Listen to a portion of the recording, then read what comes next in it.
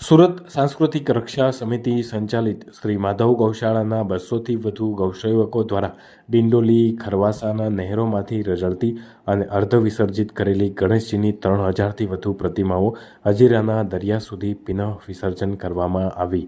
સાંસ્કૃતિક રક્ષા સમિતિ સંચાલિત માધવ ગૌશાળાના અધ્યક્ષ આશિષ સૂર્યવંશીએ જણાવ્યું હતું કે ઉધના વિસ્તારમાં આવેલ માધવ ગૌશાળાના ઉધના, પાંડેસરા, બમરોલી, ડિંડોલી વિસ્તારના 200થી વધુ ગૌસેવકો દ્વારા ગણેશજીની અર્ધ વિસર્જિત પીઓપી બનાવટની 3000થી વધુ મૂર્તિઓ ડિંડોલી અને ખરવાસા નહેરમાંથી કાઢી અને તેવી મૂર્તિઓને હજીરા ખાતેના દરિયા કિનારે પુનઃ વિસર્જિત કરવામાં આવી હતી।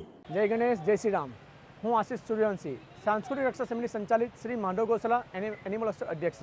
આજરોજ માધવ ગૌશાળાના 200થી વધુ ગૌસેવકો દ્વારા ચલઠાણની નહેર, ખરવાસાની નહેર, મઢુરમ સર્કલ નહેર ત્યાંથી શ્રી ગણેશજીની 3000થી વધુ પ્રતિમાઓ જે અર્ધવિસર્જિત હાલતમાંથી એ તમામ મૂર્તિઓ બહાર કાઢી સ્વચ્છ પાણીથી નવડાવી ધોવડાવી આરતી પૂજા કરી હજીરા દરિયા ખાતે પુનઃ વિસર્જન કરવામાં આવ્યું।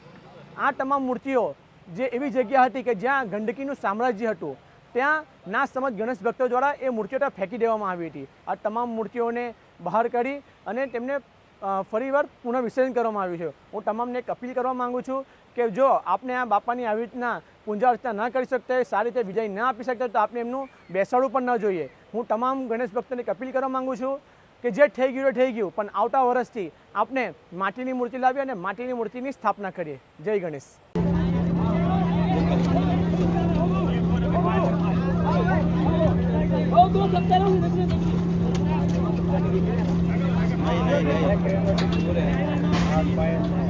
तो वो मुझे देखो